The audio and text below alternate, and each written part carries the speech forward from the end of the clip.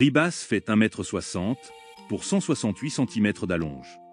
Debout, son pied point est brouillon parce qu'elle a le défaut de bouger dans tous les sens sans que ce soit justifié.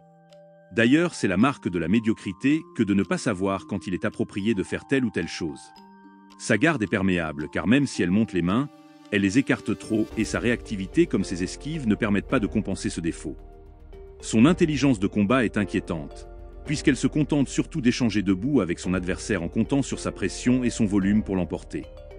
Elle a le même défaut debout qu'au sol. Elle manque de finesse technique et elle la compense par une suractivité frénétique.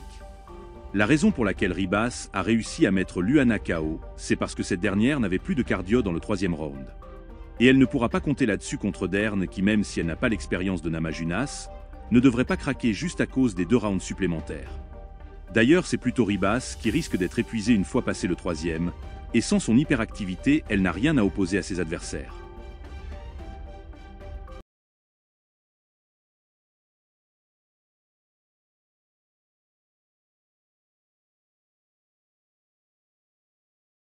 Dern, elle fait 1,63 m pour 160 cm d'allonge. Debout, c'est bien, elle essaye. Elle tente de se servir des changements dans sa garde pour faire hésiter son adversaire sur ce qu'elle va faire. Mais ses esquives, sa vitesse de bras, sa finesse technique dans l'exécution rendent l'effort plutôt inutile. Son véritable problème, c'est son jeu de jambes. Elle fait beaucoup d'avant-arrière. Et surtout, sur la fin de ses attaques, elle a du mal à continuer à bouger, à se replacer, à sortir de la zone dans laquelle son adversaire peut la toucher.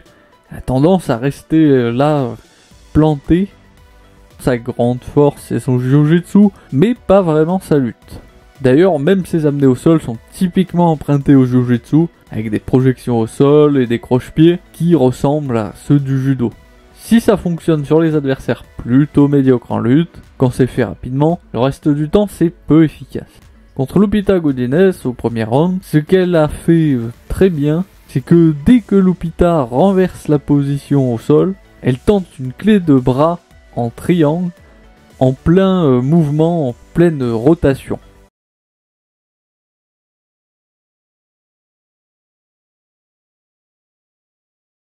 Si Dern devrait avoir quelques difficultés avec l'hyperactivité de Ribas au premier et au 2e round, quelques amenés au sol devraient ralentir le combat, tout en lui permettant de se maintenir à peu près. Puis à partir du 3e, ça devrait s'inverser et elle devrait dominer.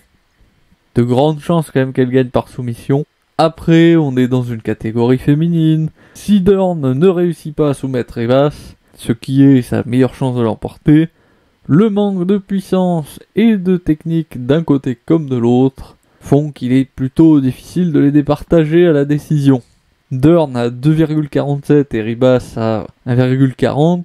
Ses côtes, ça en fait un des rares combats féminins attrayants, mais vu la difficulté de prédiction les entourant, mieux vaut ne pas mettre grand chose dessus, parce qu'il y a beaucoup plus de combats qui vont à la décision ou à l'égalité chez les femmes que chez les hommes.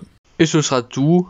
Comme d'habitude, étant pris en otage par l'algorithme, je suis obligé de vous dire, mettez un pouce bleu, abonnez-vous, activez la cloche des notifications. C'est dans le contrat tacite, ça.